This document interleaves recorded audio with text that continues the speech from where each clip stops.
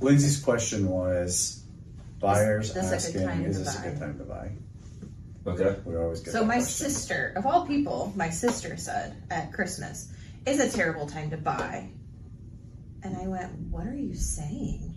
She goes, "It's just the market's awful, that there's just nothing out there, there's no houses to look at." And I went, "Where is all this coming from? Actually, it's the reverse." Like social media? Is she like seeing things I online, don't or know. is she just? She didn't really say where. I didn't go that deep. I think on the it. biggest thing though for me, like the question that you were asking was, how do you answer that question and not sound like salesy? Yeah. True. I read the Reddit threads and people are like, oh, comments and Yeah, people of will course the say, realtor's gonna like, say of course it's a great realtor's time going to to say buy. it's a great Right. time to buy. They want a commission. They want so how do you do it? Is it like, well, it's your timing. Like I say that a lot. Like Yeah. your timing is my timing. Right. So, but how do you say like, yeah, you should do this without sounding self-interest? That's I think the hard part.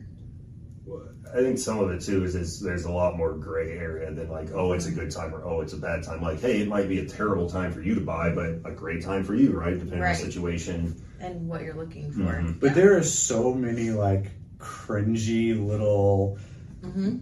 marry the house, not the rate. Yes, Like, yes, I come hate on. that Like, one. no, Yes, but seriously, yes. and it's Yeah. so popular, and I think buyers are over it. Mhm. Like, they don't want to hear that stuff. They Yeah. want a budget. They want a breakdown. They want They to. want strategy. They Well, want I real think strategy. I think they want security too, because Yeah. they don't know what's happening. And that was another thing with lenders. Maybe I don't know if you did this, but you were not you, but a lot of lenders would say, just refinance, right? Just Mm-hmm. refinance when rates go down, you'll be fine. Yeah. Well, we're going on 3 years now, and Right. who's right. refinancing? Maybe the people that A got few. 7.5 2 years ago Exactly. are now Those are the refinancing at people. 6. Yeah, I'm gonna say, yeah, I bought my house refied a year later because I could get a full % off. But Yeah. Yeah. But I was also if I wanted that house, I had to move regardless of what interest rates were. I mean, you obviously know my situation. You helped me through the whole thing, but so buyers are used to rates now. I think that's my take. I think so. too. Finally, after like 3 years, buyers are Yeah. going, yeah, And they're- this is what it is. 6 versus 7, which makes a huge difference. Yes. Huge. All right, so what do you tell a buyer? What do I tell a buyer Yeah. about buying now? Yeah, I'm telling them we need to look at their whole picture because we're looking at debts. The consultation I did last night was, here's your credit report. You're selling a house and you don't want a payment this high, but what if we used your proceeds to pay off your car and your credit card so you can afford this new house? And they went, oh. I never thought of that. I never Yeah. thought. And I said, here, look at my screen. We did a Zoom call. I said, I'm going to put this $20,000 down on this mortgage. See what it does to your monthly payment. And it saved them $115 a month. But paying those two things off saved them $400 a month. And they were like, I can afford that now. So those are the type of conversations I'm having to help people get there financially. do you think realtors should have that conversation with the? I think it could. That goes pretty deep. I think it could at least be brought up that it's something to consider, something to talk to your lender about, something like that. But a lot of lenders aren't going that deep with people. No, and the only do you reason want 30-year yeah. fix? I would say, yeah, a lot of lenders are just, it's cut and dry. Hey, Yes. here's what we offer. Yeah. Do you want it or not? Versus let's throw in a PMI, upfront PMI, and a 1-year rate buy down to help you stair step into this new payment or something. So there's a lot of options as far as There's a financing lot. goes to kind of offset some of that pain maybe up front. So how many times have you told a buyer that they shouldn't be buying a house? That they shouldn't be Shouldn't buying. be. I couldn't put a number to it, but I have said maybe you should consider just renting because of maybe we just can't get them approved or they just can't get there financially. I will not give them a letter if they can't come up with the money. Because they have to have their own cash in the bank. They can't have zero. You'd be surprised how many people have $200 and they're like, well, you said it's zero down, or I've got this down payment assistance, but you've still got to write an earnest money check. You got to pay for an appraisal, Inspection. home inspection. So you bare minimum need like $3,000. If you can't get there, I can't help you. okay, but I'm the buyer and I say, well, no, why do I need earnest money? I'm going to have my realtor write an offer, no earnest money. The seller's going to pay all my closing costs. It doesn't work that way. That's not real. It's not realistic. Yeah. And then send it back to the realtor for another conversation about how that works. Interesting. Volley it back. Your clients are never come to me that way. Okay, should the client see me first or the lender first? Good question. I don't know that it matters. I think it matters. Okay. Because I think that realtor should be number one, step one. I do see if I go first and then you, I do have to go back again. I think it's also about education. Because the lender is not educating the buyer on the market, on days on market, on what's happening, Right. on competition. You don't know the process. I mean, lenders know the process, but you're not explaining them the process, the escrow process, the inspection processes. So you can tell them all day long, Yes. We're doing high level. yeah, whereas you're financial, getting you're great. nitty-gritty. Yep, go see a realtor and buy a house, and then they come Right. to me, and then they're like, oh, crap, that's a lot. Yeah. It's overwhelming. I don't know if I want to do this. Like, Yeah. so So you're weeding people out that aren't ready or putting them on the path sometimes. so that question gets brought up a lot, I think, is like, well, where do you start? Do you start with an agent or do you, well, okay, but some agents don't do buyer consults. A lot. So, don't, so yes. if a Yeah. potential buyer calls an agent to say, I want to buy a house, that agent's not going to say, I would bet 90% of the agents will not say, oh, meet me at my office. We need to do a consult. I want to do an interview, educate you about the process. Most agents, which is fair. I mean, I don't know why they wouldn't, but most agents would say like, Corey's new. Yeah. What's Corey going to do? I'll show you the house in 30 minutes. Yeah, cool. Let's go. Let's go. Right. Right. Yeah. Now we have buyer contracts. Yeah. Corey's, I mean, he should, but when you're new, you're hungry and you want to get in front of people. That's the whole thing. So, You don't want to lose the lead. but if you say, oh, you have a buyer contract to sign, we need to meet for an hour in my office to talk about it, and the buyer's going, no, I just want to go look at this house. You would do it, wouldn't you? Yeah, I mean, it's a scenario we kind of talked about, right? Like, Yeah. obviously, you don't want to miss that opportunity to, like Yeah. you said, get in front of someone, especially if they are legitimately a potential buyer. But I feel like a lot of those people, they are in that moment legitimately Yeah. wanting to buy, but they're also tire kickers because they Yes. don't know their finances. Have And they then- looked at that? Yeah. Yes, they just want to go look at the house because they think it's cool. And you don't know that. Right, you don't know that. So I have a whole setup called LP Mama, and it's just an acronym that should live in your head. And even like maybe lenders, but if someone calls you, you think of, do you remember this? We talked about We it. talked about it. I'm trying to remember the acronym. I think if you started saying them, I might remember them, but Yeah. I've never heard this. Someone like a cold buyer calls you and says, Yeah. I want to go see this house. And Yeah. then Corey says, he takes a call and he says, oh, great. Is that location L? Yeah. Is that the location you really want to be in? Okay. And then they answer the question. And then you say, oh, cool. Do you have a mortgage approval? Like, are you approved for the house or proof of funds or whatever? But mortgage is L, excuse me, that's wrong. P, proof of funds? No. No. See, Yeah. now I don't even know my own. acronym. I don't was even it, know. Was it price or no? It was price. So location, price, mortgage. So LPM, mortgage. A for, do you have an agent? Are you working with someone? So you get through these steps like, oh, that location good? Yep. Price good? Well, I don't know. I don't know if the price is good. Okay, well, have you had a mortgage approval? Yeah. And they'll say, well, yeah, we met with the bank. I'm like, cool. Have you met with an agent? Have you signed a buyer contract? And then they'll say, no, I haven't. And then you say, okay, well, what's your motivation buying this house? Oh, yeah. What's your timing? Like, why are you calling a random agent? You don't say that, but why are you calling this random agent? And then they'll say like, I saw your name on the sign. I saw your name on the sign Yeah, my buddy lives right down the down road. the road. That's motivation. Yeah. And then you'll say, okay, appointment. Let's schedule an appointment. I want you to meet in my office. We meet for 45 minutes to an hour, go over the process, talk to you about agency, talk to you about lending, And then if you do have that mortgage approval, we can go look at the house after we're done talking. So location, price, mortgage, agent, motivation, appointment. Okay. We're gonna get done with this and look at it, and we're gonna be wrong on the answer. No, it's not wrong. I know it's not. I'm still waking up. I'm 90% sure it's upstairs in my bag. Yeah, no, I don't take lead calls. I give them to Corey. Yeah. So, but and if a buyer calls that way, if the buyer says, I don't have, or I have an agent. Okay, you need to call your agent. Conversation's done. Buyer says, I don't have a mortgage approval. They'll say, that's okay, we can talk about that, right?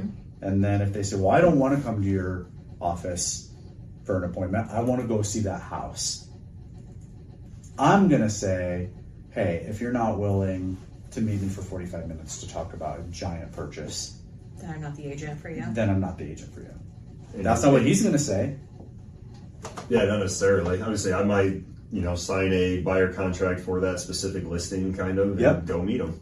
Yeah. And then hopefully then set up a true consult afterwards and sit down and go through everything. But yeah, to get that initial lead, that might be more of my strategy, I guess. But I guess I didn't realize you could sign that for just one house, for just one listing. Yeah, so you can do, and there's always a further conditions in the contracts. And so if someone doesn't want to sign a 6-month or 3-month or whatever contract, a blanket contract, you can say, hey, like we're establishing trust here.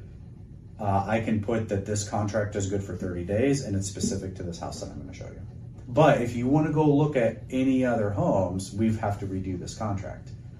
So, and especially if you don't know the person. Yeah. If you're meeting them at a house, which honestly is not that fair to the seller either, by the way. Like, if you don't know the person and you don't know their mortgage history and you're meeting a cold lead at someone's personal property, I don't think that's great. Right. But their house is on the market; they want to sell it. You never know. I mean, that stuff happens. And they know that people will be in and out. Yeah. Yeah. So you can sign the contract whatever you want to sign. You can sign it for a day. You can sign it for a year. Whatever the buyer is comfortable with. So, I kind of got off topic though with our is it a good time to buy? Oh, that's okay. Anyway. That was all good though. I think it's always a good time to buy. There's better times to buy, but I think it's always a good time to buy. I think so. I mean, in a sense, right? Like obviously, there's times that are not ideal, but like we can hem all around interest rates all you want, but I mean, go back and look 20 years and what were interest rates? What they are now or higher, probably. I would think way higher. So I bought 20 years ago. Yeah, I bought my first house in 2001, and my rate was 6.5. I bought in 2008, and it was 6.75 with a bank discount because I worked for the bank. And were people complaining about rates back then? Not that I knew. Not that I. They were complaining about the market. Well, yeah, the market was taking. I remember my mom dragging me into the bank and her not being able to believe being able to get people 5.5% rates or like a 4, 8. Like I had a friend that I said, like, I can get you a 5.5, and I can't even believe it. Like we've never seen interest rates like this before. And now we're like 6%. This is asinine. Like, yeah, come on. Well, that's and that because wasn't that long ago. No, I mean 7 years ago, 6 years ago, when you had an 18-year-old that just knew enough where their parents are going, oh, 2%, 3%, oh my gosh, and then they're 20, 22, they're in college, and they're like, man, it's 4%, and all of a sudden they're freaking. It went to 7, and they're like, well, I'm going to wait till it goes back to 3. Is it? No, I hope not. No, never. Not that low. And again, cringy maybe, but how do you tell a buyer, like, hey, if let's say rates do go back to 4 and you wait and you're like, awesome, rates are 4, what do you think is going to happen to our inventory? It's going to. Yeah. Inventory is going to tank. Prices are going to go up. So that 4%, all of a sudden, you have to spend $50,000-$60,000 more dollars to get that 4% rate. And I'm a big principal balance guy. Like the rate is, I mean, you look at the rate, but I want to focus on my principal balance. Yeah. So, but you have to relay that to a buyer without being like, I want the sale. Mm-hmm. But I think it also kind of comes back to the strategy on, you know, what does that payment actually look like with either whether it be the higher buying point or the highest interest rate, and still kind of looking at all those other factors like you mentioned earlier. So if a buyer says, hey, I really want to buy, I think I'm going to be in this house for like 3 or 4 years. I think I want to move out of state. I might have a job transfer. What do you say? You don't want to pay a bunch of fees. You don't want to buy down the rate. You want the lower cost. Interest rate isn't as much of a factor as paying a bunch of fees. So I wouldn't want to put them in a spot where they're buying down a rate with $3,000 if they're not going to even recoup the cost of that, because it could take them 4 or 5 years for that. And if they say, well, should I even buy? For sure. Well, that comes into, then home appreciation comes into play at that point. Okay, but I want to play devil's advocate. Okay. We've seen about 2% appreciation over the last couple of years now. Okay. So Yeah, so maybe it's not enough. Indiana, back in 2018 to today, we've seen like 68% appreciation, which is insane. Yeah. But we were leaping year after year at that 15-20%.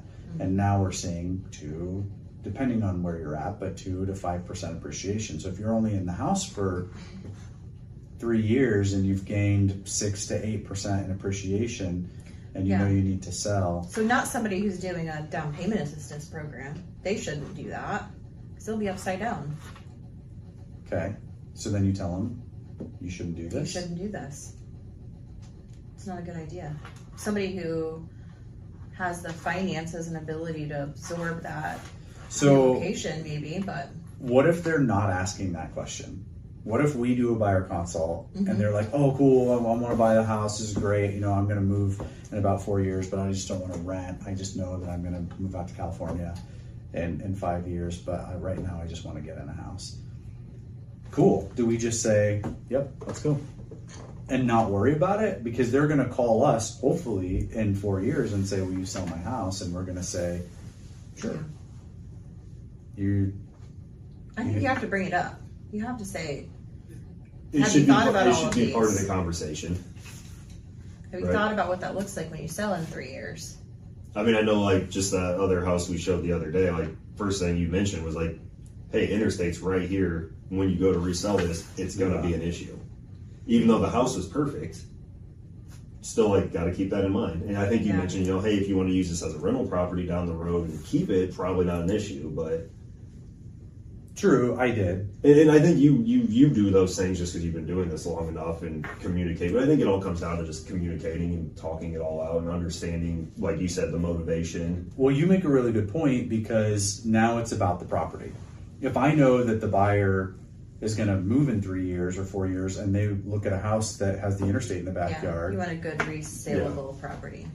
So I think you can work with those terms of, hey, I want a property I can sell in 3 years, but now that's just something to take into consideration when we're looking.